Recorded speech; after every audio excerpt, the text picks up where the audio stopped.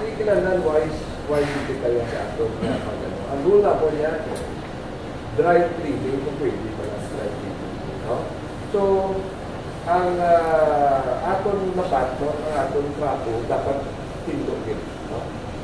Kung arak ka sa isa ka computer laboratory, no, ang tubig, delikado sa aton ng mga electrical, mga IT equipment. So, halugin. No? Sino itong mas-tayo ng pagkawal niya, bilin, kanina, first ka dala sa balde, itugtong na trabaho sa atong computer table. So, sa iyo maigo.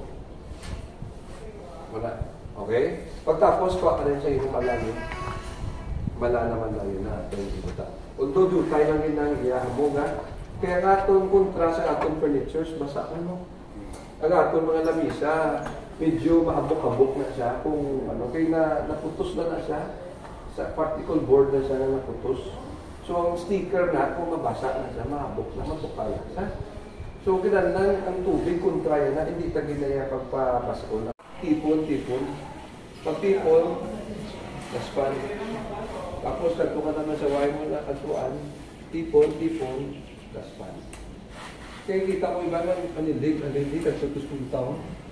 Dugay. Tapos ang upo sa akin, balik naman itong iyaga. Ang iyaga. Sindihan niya ako. Simple nga bagay, pero kung may sindi ka, mas lasig ang ato lubra. No? Okay? So, ha? Ano na, nakakahon-kahon ng ibang taon. Pagkahon-kahon mo, tipulo mo na siya. Pagka damol-damol lang yung repo, kamo na nandaspan ka na ba? Kita ko ito, isa ka ito ka grupo nga, wow, nasa siyang mambo. Ang buga sa map, punta mo na, i-isuon. Kung may anak pagkikita siyang packet nga daw squeezer, ibutang mo siya nag-squeeze. Ito makabakalta na din, baklo na gina. Ha? So, ang map mo yung nakaptan, isa loob mo, tigko na niya, hindi mo nga map.